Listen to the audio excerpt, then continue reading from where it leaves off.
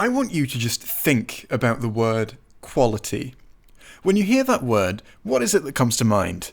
Is it WatchMojo and Doctor Who Season 11? Because if it is, no it isn't, you're lying to me.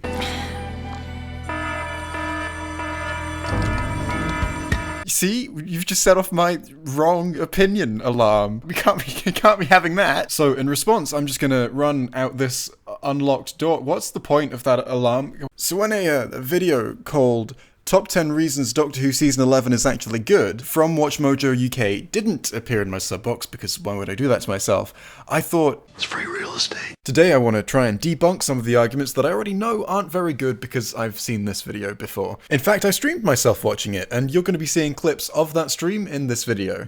It's like, it's such a poor way to theme things as far as I'm concerned. It's like, hey, guys! Did you know this theme? And if you're very lucky, in some of those clips, I might not even have my cursor in the middle of the screen like a fucking boomer teacher playing a video on the interactive whiteboard. Let's first of all start by establishing what it is they're actually trying to argue. The video title is Top 10 Reasons Doctor Who Season 11 is Actually Good. And today we're counting down the top 10 reasons Doctor Who Series 11 was actually good. And in their opening, they say this. This list, we're looking at all the positive points that contributed to creating yet another exciting, entertaining, and worthwhile season of sci-fi shenanigans. Oh my god, they said it's worthwhile. I'm deeply offended. The claim that we're responding to isn't just, here are some good things about Doctor Who Season 11, it's, here are some good things about Season 11 that mean overall it's a product of quality. Let's get into the video. Let's watch this video. Let's see how good it is, because I'm sure it'll be great. And the first thing they have to bring up about why Season 11 is actually good is Number 10, accessible for new audiences. Ah, that applies to Another Life. With every passing series, Doctor Who was starting to get more and more complicated, collapsing under its own weight of every convoluted story arc that had gone before, and over-relying on alternative dimensions and timey-wimey explanations. Are you a Time Lord? You know who I am. You must. Thank heavens then for new showrunner Chris Chibnall, who took a blank slate approach to create an easier, more streamlined experience. Well, first of all, this isn't true. They're arguing from a faulty premise. Dick acts like this is some new change being made by Season 11. With every passing series, Doctor Who was starting to get more and more complicated. Thank heavens then for new showrunner Chris Chibnall. While many seasons of the show do follow directly on from the previous one, and you really do need that context to fully understand everything that's going on, it's not like we were short of seasons that could act as a jumping on point for new viewers. My favourite example of this is the season immediately prior, season 10, believe it or not, which you'd think they'd think to consider the season immediately before the one they're talking about, since that's the season that season 11 is actually making changes from. In season 10, we were reintroduced to all of the old concepts we already knew about through the eyes of new companion Bill Potts. And just in case you need to see Dick proverbially slapped around the face with just how wrong he actually is, episode 1 is literally called The Pilot. And just in case you're still clinging on to the idea that maybe that could be a coincidence, here's what head writer Stephen Moffat had to say about it at the time. On purpose and quite deliberately, we've made this a jumping on point for the show. You could start right here. This is the pilot. Thank heavens then for new showrunner Chris Chibnall, who took a blank slate approach. But even if season 11 was the first one since season 1 that you could watch without prior knowledge, that wouldn't make it a good series of television. It's only good that you're able to access something if it's something that you would want to access in the first place. Dip your balls in Tabasco sauce. It's quick, easy, and free. But why would I do that? It's quick, easy, and free! So if with his next 9 points Dick can't actually argue why the season is worth watching in the first place, this point is pretty pointless. But speaking of their next points, here's number 9 on their list. Number 9, in keeping with the classic. Well, that's quite the claim. I guess we'll need to see what metric they're using to make that comparison, because season 11 certainly isn't in keeping with the classics in tone, or pacing, or quality. The Doctor is a completely different character with basically nothing in common with her classic counterpart, so I guess we'll have to see what they say. While treading all new territories in some ways, the first ever Whittaker-fronted storylines also have a far more grounded feel to them, which makes Series 11 feel much more like classic-era episodes. Arachnids in the UK is a story about a guy who illegally dumps some waste, which causes spiders to grow several meters large and start killing people. They just have a more grounded feel to them. Oh, they wouldn't be silly enough to say that Arachnids in the UK was grounded, surely. Well, after they say it's grounded, they immediately play a clip from Arachnids in the UK. Classic-era episodes. Hi. We don't mean you any harm. You're not supposed to be this big, and you're definitely not supposed to attack humans. Also, I'm not sure that grounded would be the best way to describe classic Who either. We're not dealing with reality! They then go on to make what feels like a completely separate point and say this. Addressing issues of social justice and using their historical settings to serve as a commentary for current events, a lot of these ideas fell more in line with Peter Davison and Sylvester McCoy's adventures. Anyone remember the Happiness Patrol? It attempted social commentary is not praise, because previous seasons have done a much better job at social commentary. This season says, hey, you know what? Racism is bad. And you're like, yeah, it is. Thanks, guys. Speaking of social commentary, they're again acting like this wasn't in previous seasons when, no, it was. The end point of capitalism. Bottom line, where human life has no value at all. And hey, remember how they took that character who just said that and in season 11 turned him, now her, into a massive shill for a corporation that explicitly is shown to mistreat its workers on screen? If you want it, kablam it. Also, remember how they said these episodes were grounded? Deadly bubble wrap. But this was a value that the Doctor had held for a very long time, always sticking up for the little guy, which had always lent itself to social commentary. But hey, this season is so in keeping with the classics, because it just has social commentary, and that's the bar. Number 8. New Villains. Again, this one's all about Series 11 setting itself apart. Rather than simply relying on Doctor Who staples such as the Daleks or the Cybermen, the 13th Doctor has been thwarting brand new baddies, like Tim Shaw. Again, this is just an incredibly low bar. The show did have new villains, like, they sure were there, but the quality is in the execution. Just having villains that haven't appeared before is quality neutral. And then you think, who are those villains again? And then you're like, oh right, the guy whose only character trait is racism, a generically evil blue guy who glues teeth to his face, the Pating. Guys, remember the Pating? This Trump caricature? There's no deep character or nuance or anything meaningful to any of these villains. Okay, so the new characters aren't yet quite as iconic as the Master or Davros, but at least they offer something different for the future. Yeah, but they're not good villains. Don't get me wrong, they're not literally all completely terrible. Some of them are fine, but that's not exactly high praise, is it? I mean, the argument you made, that argument would support literally any change to anything ever. If in season 13 the Doctor regenerates into a flying penis sausage, you could still say, well, the penis sausage Doctor may not be as iconic as previous Doctors, but at least it gives us something different for the future, and it would be just as true. Notice that Dick hasn't actually made any arguments for why these villains are good, just that they're different, and by merit of their difference alone, that should apparently be reason that this is a product of quality. Number 7. Alan Cumming as King James. Yeah, Alan Cumming was certainly entertaining in the role. I see his performance as very much a love it or hate it performance because it was quite hammy, quite over the top. But I'd like to point out that this point as to why the season as a whole is good is that one actor in one supporting role did a good job, which arguably he did. We're now halfway through the list and they haven't mentioned the content of the writing beyond the incredibly superficial elements like what is literally in it. Points that would have just as much merit would be, it has the TARDIS in it, it has a Dalek in it, it has the Doctor in it. Number 7. Alan Cumming as King James.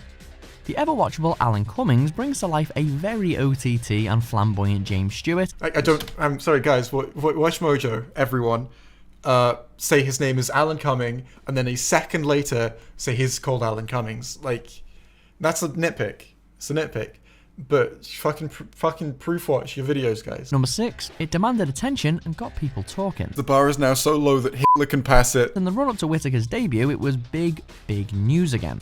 Doubtless, the worldwide interest was partly down to the casting of Jodie in the title role, but the opening episode still brought in more than 10.5 million viewers, and the first 5 averaged at 8.5 million. They're not stats to be sniffed at. So here we have the it's popular, therefore it's good argument in its natural habitat. Do we still need to debunk this? It literally is a fallacy. The appeal to it's an appeal to popularity fallacy. It's not even veiled behind anything. It's explicitly that. Except it's not even that because they can't even argue that it's popular. Literally all they can say is that it was seen by a lot of people because that's the only thing that was true. And it was seen by a lot of people. Number 5. Inclusivity and diversity. It was almost impossible not to be aware of the hubbub surrounding the casting of a female actor in the lead role. So, the biggest, or most infamous barrier, was brought crashing down by Jodie Whittaker. Fat lot of use you two were. But the Series 11 tendency for trailblazing didn't stop there. New companion Ryan, played by Tosin Cole, suffered with dyspraxia. I mean, yeah, inclusion is nice, but it doesn't make a series of television good. I mean, case in point, this argument also applies to Another Life, which is a very diverse and inclusive show. It's also hot garbage. It also applies to some very good series like Years and Years. And hey, in that one, they have a disabled character. They don't just forget about that disability after the first couple of episodes. But being diverse and inclusive, while nice, isn't enough to make a show good on its own, or even when it's supported by one of the guest cast being quite good and the show being accessible like it was before. Elsewhere, Doctor Who also cast its first blind actress, Ellie Warwick, in the episode It Takes You Away. Yeah, and she was terrible. She did a really bad job. No offense to her, I'm sure she's a lovely person, but just listen to this line reading. We need to get inside.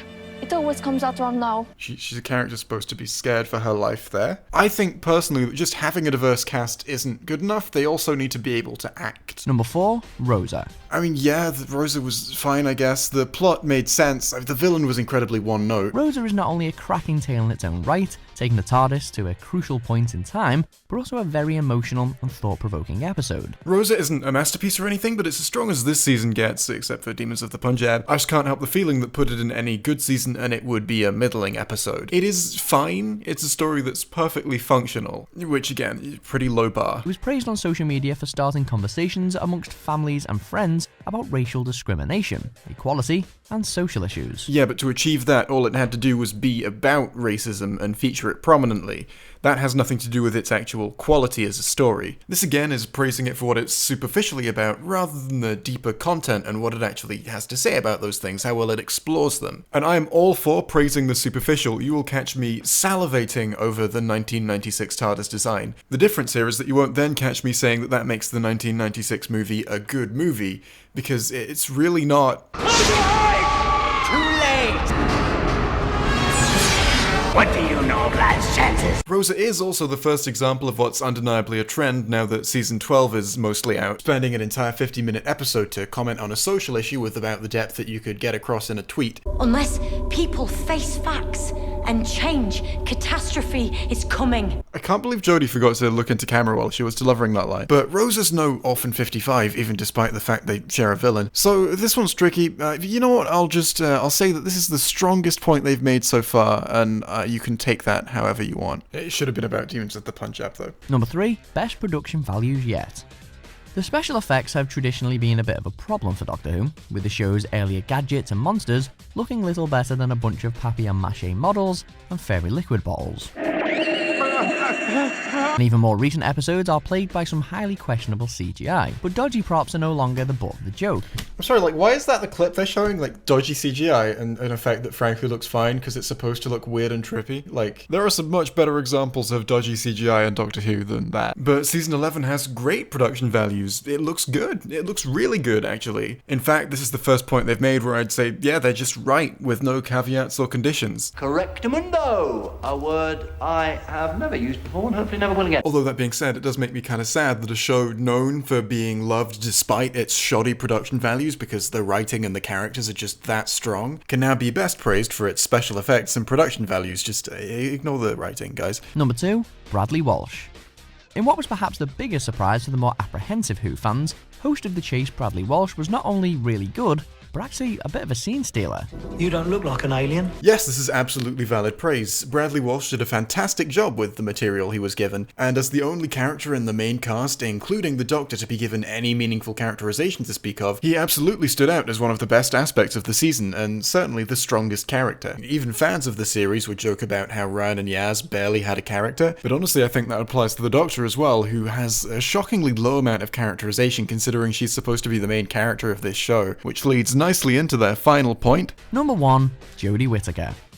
Series 11 received some flack, no doubt, but Jodie Whittaker definitely answered her critics. And she answered them with, a 4 out of 10? She's fine at being quirky, she's fine at capturing a normal, standard conversation between the Doctor and friends, but what she absolutely hasn't demonstrated yet, and I'm including what we've seen so far of Series 12, is the wisdom and age of the character, the deeper aspects that in all the other Doctors underline their quirks. Whereas for her, the quirks basically are just the character. She lacked so many aspects that are central to the Doctor, like the aura of authority or the very travelled nature to the character. I don't think it's really her fault. I think she does a great job with the material she's given, but there's only so much you can do with that kind of material. I don't think she's really been given a chance to prove herself yet because she's not been given any strong shit. Any strong shit?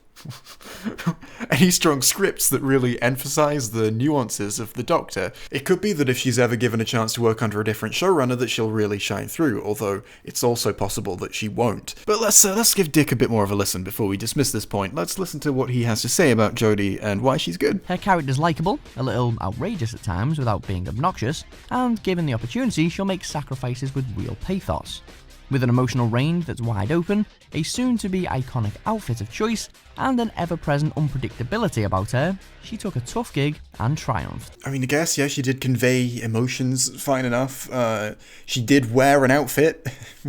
I don't think I disagree with anything that Dick is praising her for. It just takes more to be a good Doctor than just those things. Well, no, I don't really like her, and he said that she's a likable character, but that's entirely down to the individual, so I'm not going to try and argue against that, because that would just be me saying, oh, you have these feelings? Well, I have these feelings, and that's pretty pointless. I like to keep my arguments substantiated and well-founded. And that's it, that's the last item on their list. I can't help noticing that they haven't mentioned, like, a lot of really important stuff that goes into making a good series of television, like writing quality. They did attempt to make a couple of substantial points, like talking about, the main cast, which is something that's very important to a series of television. But for most of the items on their list, they opted to find the bottom of a barrel and just scrape. Number 6, it demanded attention and got people talking. Like, man, when you have to think of just 10 good aspects of a show, and it can be anything from prop production to single characters, single episodes, single actors, little neat details, set design and story. And you have to fill up one of those items with what is essentially saying people argued about it because it had a woman in it. Like, they couldn't think of 10 good things and had to stretch. Now, I do realize that if you like Season 11, then this video could be quite frustrating to watch.